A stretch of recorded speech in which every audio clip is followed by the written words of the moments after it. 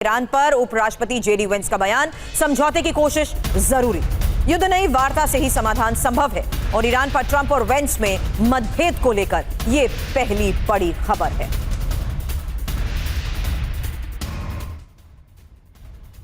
और ट्रंप और वेंस में मतभेद को लेकर खबर सुनिए, क्योंकि ईरान को लेकर ये मतभेद लगातार बढ़ते जा रहे हैं।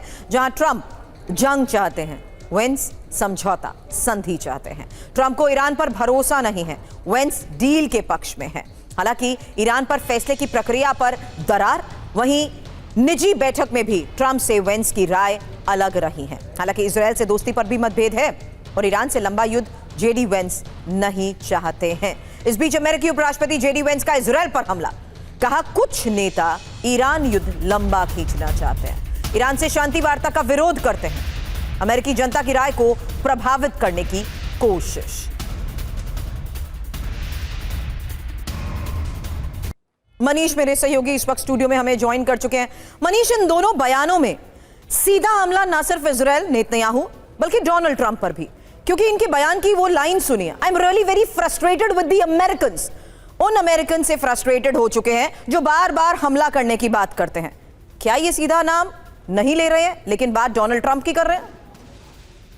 बिल्कुल, देखिए, पहली नज़र में तो यही लगता है, लेकिन फिर ये भी लगता है कि कहीं ऐसा तो नहीं कि America good cop bad cop खेल रहा है, कि उपराष्ट्रपति जेडी वेंस जो है वो लगातार ये बात कहेंगे कि नहीं, ट्रंप एडमिनिस्ट्रेशन तो बहुत लॉजिकल थी, बहुत रैशनल थी और हम प्लान बी के तहत बातचीत करना भी चाहते थे, लेकिन हमारे यहाँ कुछ ऐसी लॉबी है ताकि कल के दिन में अकाउंटेबिलिटी ट्रंप की नहीं होगी बल्कि ट्रंप एडमिनिस्ट्रेशन चलाने वाले दूसरे लोगों की होगी, नंबर वन। दूसरी बात यह है कि देखिए, ट्रंप साहब का तो करियर जो होना है वो तो पूरा हो गया है, 2 बार उनको राष्ट्रपति बनना था, बन चुके हैं।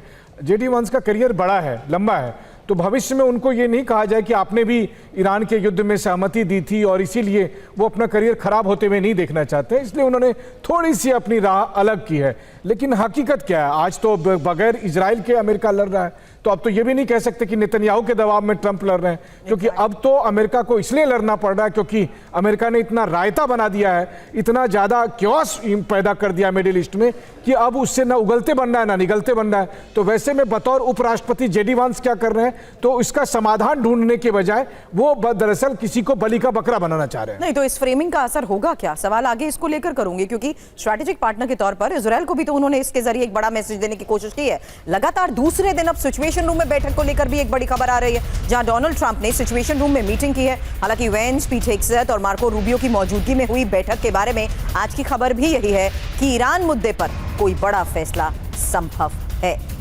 क्योंकि 2 दिन में 2 बार सिचुएशन रूम में मीटिंग, जहां कुछ बड़ा होने वाला है। सवाल इसलिए क्योंकि ईरान के मुद्दे पर सिचुएशन रूम में गहन मंथन, ईरान के मुद्दे पर व्हाइट हाउस बहुत गंभीर भी है और बैठक में ताजा खुफिया जानकारी की समीक्षा। वहीं ईरान में बदलते घटनाक्रम पर भी यूएस की नजर है। हालांकि इसी बैठक में रक्षा और विदेश और खुफिया एजेंसीज के प्रमुख मौजूद रहे, साथ ही सैन्य, कूटनीतिक और आर्थिक विकल्पों पर चर्चा को लेकर खबर है। हालात के लगातार तेजी से बदलने का भी अंदेशा है, लेकिन अंदेशा क्या है? ईरान में ग्राउंड ऑपरेशन, पहले से ज्यादा बड़े हमले, परमाणु ठिकानों का संपूर्ण सफाया, वहीं इजरायल की मदद से ऑपरेशन।